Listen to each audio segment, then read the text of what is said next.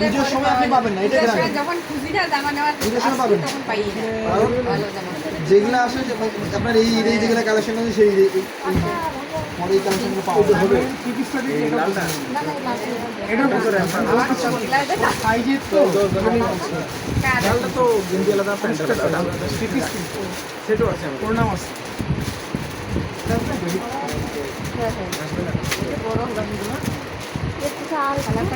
শুনবেন না? আমি আমার লোকটার কাছে অনেক সুন্দর কালারটা। স্টোন ওয়ার্কের কাজ করে। এই পিস মাত্র বেড়ে গেছে।